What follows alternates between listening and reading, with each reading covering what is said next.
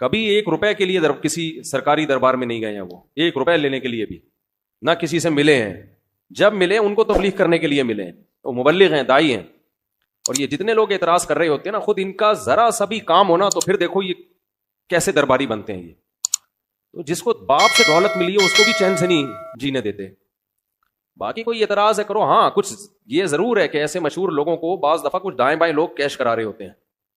دائیں بائیں کچھ لوگ ایسے ہوتے ہیں جو ان کے نام کو استعمال کر رہے ہوتے ہیں. تو وہ ٹھیک کا مطلب یہ نہیں کہ ان کے دائیں بائیں کوئی بھی ہوگا وہ بھی 100% ٹھیک ہی ہوگا. بہت ہم نے بھی اپنے ساتھ دیکھا ہے. ہم تو اتنے بڑے آدمی ہیں نہیں، لیکن ہمارے نام کے منجن لوگ بیچ رہے ہوتے ہیں. ہمارے نام پہ کیا کیا 2 نمبریاں ہو رہی ہوتی ہیں. لیکن مولانا کو ہم ذاتی طور پہ جانتے ہیں، سخاوت کا دریا ہے، غریبوں کے لیے، مساکین کے لیے. اخلاق ان کے دیکھو یار، اتنا حوصلہ، اتنی برداشت میرے اندر تو نہیں ہے، صحیح بتا دو. عبادت گزار ہیں، تہجد گزار ہیں تو، لیکن طنز دیکھو ہر دوسرا آدمی مالداروں سے ملتے ہیں، غریبوں سے نہیں ملتے. تم نے ملتے ہوئے دیکھا ہے ان کو؟ غریبوں سے ملتے ہیں کہ نہیں ملتے؟ ان کی ویڈیوز آ جاتی ہیں جب دولت مندوں سے مل رہے ہوتے ہیں. ٹماٹر والے سے ملتے ہیں تو کوئی ویڈیو نہیں بنا رہا ہوتا، کیونکہ پروگراموں میں ویڈیوز بنتی ہے نا، ہر جگہ تھوڑی ویڈیو بنتی ہے. ہیجڑوں پہ محنت کریں تو یہ ان کا حوصلہ ہے. کہتے ہیں دیکھو ہیجڑوں کے پیچھے پڑے ہوئے ہیں. یار تم جاؤ 2-4 منٹ کسی ہیجڑے کے ساتھ بیٹھ کے تبلیغ کرو، اس کو تمہیں اندازہ ہو جائے گا. تو بس کر دو منفی باتیں پھیلانا، بس کر دو. اور پتہ ہے یہ منفیت بار بار وہ بھی برا، وہ بھی برا، وہ بھی برا، وہ بھی ایسا، سب خراب ہیں، یہ صحیح ہیں 4-6 آدمی بس دنیا میں جو کمنٹس کر رہے ہوتے ہیں نیچے.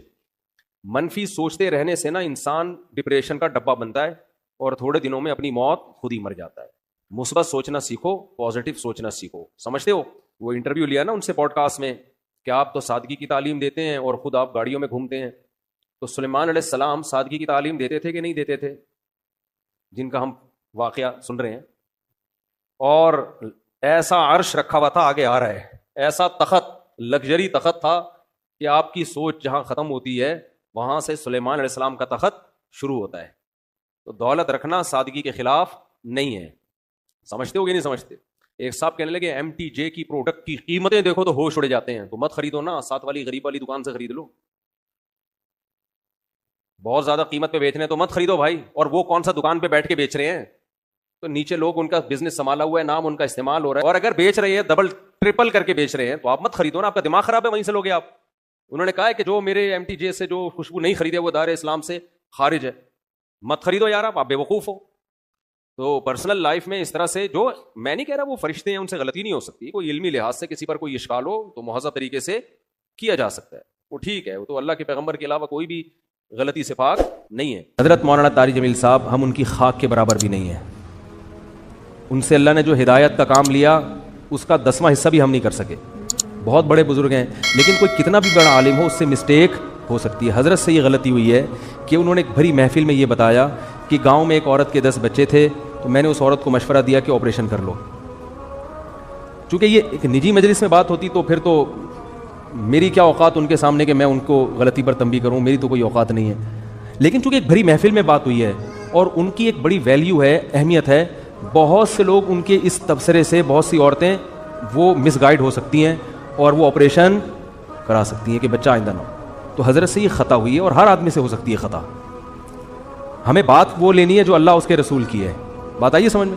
10 بچے بھی ہو جائیں، 20 بھی ہو جائیں، عورت آپریشن، حضرت نے جو یہ ان کو مشورہ دیا نا اس گاؤں کی عورت کو، یہ غلط مشورہ دیا. غلطی ہوتی ہے، مجھ سے بھی ہوتی ہے، میں بڑی بڑی مسٹیک کرتا ہوں اور ہم سے تو زیادہ ہوتی ہے، ان سے کم ہوتی ہے.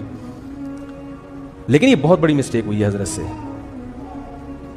جو کہ ہر ایک سے ہو سکتی ہے. لیکن یہ غلط ہے، حرام ہے. 10 کیا 15 بچے بھی ہو جائیں، آپ حمل روکنے کے لیے آپریشن نہیں کر سکتے، نہ مرد نسبندی کر سکتا ہے. اس کی دلیل کیا ہے؟ دلیل اس کی یہ ہے کہ اللہ نے انسان کو اس کے جسم میں کانٹ چھانٹ کی اجازت نہیں دی ہے. خودکشی کیوں حرام ہے؟ آپ اپنے آپ کو مار نہیں سکتے. آنکھ پھوڑنا جائز ہے اپنی، کیونکہ آنکھ میں دیکھنے کی طاقت ہے. آپ کو یہ اجازت نہیں ہے کہ آپ اپنی آنکھ سے دیکھنے کی طاقت ختم کر دیں. کانوں میں اللہ نے سننے کی طاقت رکھی، آپ کان کی خودکشی نہیں کرا سکتے. یعنی جیسے اپنے آپ کو نہیں مار سکتے تو کسی عضو کو بھی نہیں مار سکتے آپ. بات آ رہی ہے سمجھ میں؟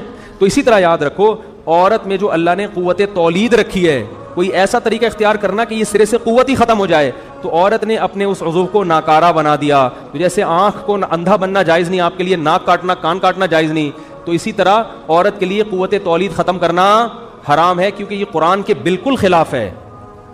قرآن میں آتا ہے کہ شیطان نے یہ کہا کہ میں ان کو حکم دوں گا فلا یغیرن خلق اللہ، اللہ یہ اتنے باغی ہو جائیں گے کہ تیری بنائی ہوئی تخلیق کو تبدیل کرنے شروع کر دیں گے. یہ یعنی تو نے جو جس ڈیزائن میں پیدا کیا ہوگا نا اس تخلیق کو کیا کر دیں گے یہ. تو عورت میں اللہ نے تولید کی صلاحیت رکھی ہے. عورت وقتی طور پر حمل روکنے کی تدبیر اختیار کر سکتی ہے کسی ضرورت سے، جیسے صحابہ بھی کرتے تھے، لیکن قوت تولید کو کسی قیمت پہ ختم نہیں کر سکتی. یہ پھر اللہ کی بنائی ہوئی تخلیق کو کیا ہے، اور یہ سب کے نزدیک حرام. دیوبندی بھی علماء بھی حرام کہتے ہیں.